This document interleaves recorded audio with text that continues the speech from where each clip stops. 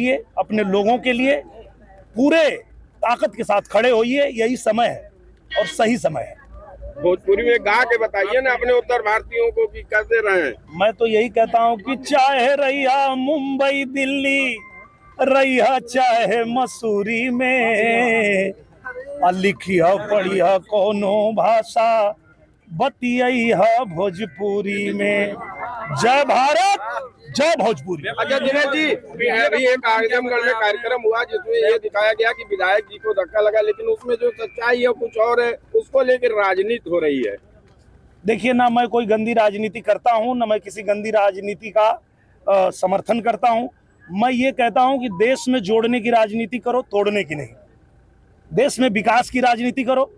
आज हमारा उत्तर प्रदेश कैसे चमक रहा है, आप देखो हमारे आगे उत्तर प्रदेश को। और कहीं भी तोड़ने की राजनीति नहीं होनी चाहिए। इस देश को आगे बढ़ा रहे हैं हमारे पूज्य प्रधानमंत्री नरेंद्र मोदी जी। पूरे दुनिया में भारत का डंका बज रहा है, उत्तर प्रदेश का डंका बज रहा है। इसको ऐसे ही आगे बढ़ाना है, इसको कमजोर नहीं होने देना। समाजवादी पार्टी ने अपना कार्यालय घर भी बना लिया। आपने कहा कि अखिलेश हुए फरार, लेकिन अब तो वो लोग कह रहे हैं कि निरहुआ हुए फरार, मेरा घर बन गया। ये लोग पहले कार्यालय खोले, कार्यालय में ताला लटका है। अब ये लोग कह रहे हैं घर बनाए, घर भी बना लिया, वहां भी ताला लटका है। यहाँ घर और कार्यालय बनाने से नहीं होगा, यहाँ रह के काम करना होगा। ताला तो लटका है, जाके देख लीजिए और दुनिया को दिखाइए कि खाली यहाँ ऑफिस खोलते हैं ताला लटक जाता है। लगातार आप आजमगढ़ का दौरा कर रहे हैं, क्या लगता है जब आप सांसद थे या धर्मेंद्र यादव जी सांसद, विकास की कड़ी कितनी बढ़ी है? जितना काम हम लोगों ने 2 साल में किया है, ये 20 साल में नहीं कर पाएंगे। ये जनता को भी पता है। आजमगढ़ की जनता बहुत अच्छे से जानती है कि आजमगढ़ को कितने लंबे समय से मांग थी कि यहाँ महायोजना लागू है। कोई कर पाया? किया हो तो बता दीजिए। आजमगढ़ को महायोजना लागू किसी ने कराया? तो हमने कराया। पूज्य महाराज जी से कह के आजमगढ़ में महायोजना भी लागू हुई। आजमगढ़ का रेलवे स्टेशन भी बन गया, आजमगढ़ का हवाई अड्डा भी बन गया। आजमगढ़ में रिंग रोड पास करवाया हूं, वो भी अभी बनेगा, लेकिन वो पास कराया मैंने है। यहाँ जितनी सड़कें आप देख रहे हैं, आप कहीं चले जाइए, आप आजमगढ़ के कोने कोने में चले जाइए, हर सड़क को पास करके हमने बनवाया है 2 साल में।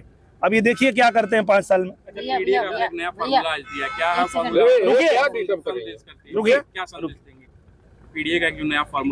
क्योंकि ये सत्य है भैया, ये पारिवारिक डकैत अलायंस है, परिवारवादी डकैत अलायंस है। नहीं तो आप अखिलेश यादव जी से मिलिएगा तो पूछिएगा कि आप ये जो पीडीए खोले हैं, यहाँ पूर्वांचल में आए थे, पूर्वांचल के कितने यादव को आप सदन में पहुंचाएंगे? ये सवाल पूछिएगा उनसे। अगर ये परिवारवादी डकैत अलायंस नहीं है तो पूर्वांचल के कितने यादव को ये सांसदी का टिकट देकर संसद में पहुंचाएंगे? ये सवाल पूछिएगा आप। धन्यवाद। का अगर विरोध नहीं किया गया तो इनका मन और बढ़ जाएगा, और इनका मन बढ़ेगा तो इन लोगों ने पहले भी ऐसे कांड किए थे। 2008 में आप लोगों ने देखा होगा कि 2008 में यही हमारे भोजपुरी भाषी और भी राज्यों से जाने वाले लोगों को उसी महाराष्ट्र में मारा पीटा गया था। अब ये फिर वही करने की कोशिश ये लोग कर रहे हैं। तो ऐसे में आजमगढ़ से, गाजीपुर से, बलिया से, देवरिया से, गोरखपुर से, चाहे बिहार से, चाहे राजस्थान से, चाहे दिल्ली से, या किसी भी प्रदेश से कोई बच्चा अपने परिवार को छोड़ के अपनी रोजी रोटी कमाने गया है, और उसको अगर भाषा के नाम पे और राज्य के नाम पे लोग प्रताड़ित करेंगे तो इनका पुरजोर विरोध होना चाहिए। मैं तो कर रहा हूं और मैं चाहता हूं कि पूरा देश इनका विरोध करे। अच्छा दिनेश जी, जिस तरीके से आपने बयान दिया कि हम डरेंगे नहीं, हम मुंबई में रहेंगे, लेकिन शिवसेना वाले आपका पता खोज रहे हैं। बिल्कुल, मेरा पता सबको मालूम है। आप महाराष्ट्र में जाएंगे और किसी रिक्शे पे बैठ जाएंगे और कहेंगे कि निरहुआ के घरे ले चल, पहुंचा दी, तो ऐसी बात नहीं है। उनको पता नहीं मालूम है? पता उनको अच्छे से मालूम है, सबको मालूम है। और सबसे बड़ी बात ये है कि मैं अगर उन गरीबों की आवाज़ उठा रहा हूं तो इनको समझ में अब आया है कि भाई उनके साथ कोई खड़ा है। पूरे देश को ये पता है कि वो ऐसे ही नहीं है, उनके साथ हम भी वहाँ खड़े हैं। हमारी भारतीय जनता पार्टी की एनडीए गठबंधन की वहाँ सरकार है, और वो दिन अलग था जब कांग्रेस की सरकार थी। और हमारे लोगों को मारा पीटा गया था। अब मोदी जी की सरकार है, तुम्हारी गुंडई नहीं चलेगी, यही बताने की कोशिश कर रहा हूं मैं। अच्छा, ये राजनीति है या वोट की राजनीति है? ये पूरी तरह से में कितना सही है? ये पूरी तरह से देश को तोड़ने का काम कर रहे हैं ये लोग समाज को तोड़ने का काम कर रहे हैं। आप देखिए, मैं एक फिल्म बनाता हूं, अभी मेरी फिल्म आई हमारा नाम बा कन्हैया, जो पूरे देश में रिलीज हुई है। उसमें काम करने वाला अलग अलग भाषा के लोग हैं, वो भोजपुरी बोलने वाले भी हैं, मराठी बोलने वाले भी हैं। आप ही के आजमगढ़ में शूटिंग हुई थी, बैंक मैनेजर का जो रोल करी है लड़की, वो मराठी लड़की है, मराठी बोलती है। उससे यहाँ कोई बोलता है कि तुम भोजपुरी बोलो? नहीं, हम तो भाईचारा वाले लोग हैं, हम आपके साथ मिल के काम करते हैं। किसी मराठी को अगर कोई दिक्कत है तो हम सहायता करते हैं, हम अपने साथ मिलजुल के उनके साथ काम करते हैं। पर इस तरह की गंदी राजनीति जो लोग कर रहे हैं उनको रोकना जरूरी है। अगर इनको नहीं रोका गया तो ये भाषा के नाम पे, राज्य के नाम पे इस देश को कमजोर करना चाहते हैं। सर, जैसे रोक लगनी ही चाहिए। विपक्ष कहता है कि संविधान चलता है भारत में, संविधान के हिसाब से भोजपुरी भाषा को दबाया जा रहा है, क्या कहेंगे?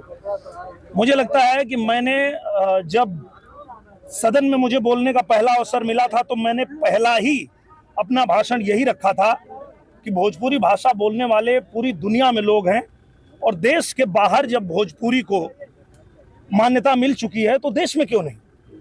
तो इसकी मांग तो मैंने सदन में भी रखा था। भोजपुरी के बहुत से लोग कलाकार हैं, लेकिन स्पेशली उन्होंने आपको हाईलाइट करके कहा है, तो क्या कहेंगे इसके लिए? मैं ये कह रहा हूँ कि जो उनकी आवाज़ उठाएगा उन्हीं से वो लड़ेंगे ना।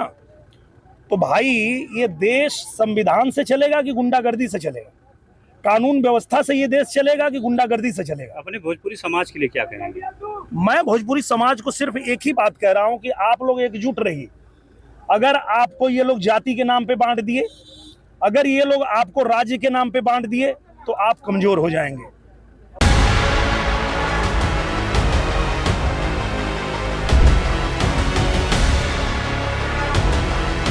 के लिए, अपने लोगों के लिए पूरे ताकत के साथ खड़े होइए, यही समय है और सही समय है।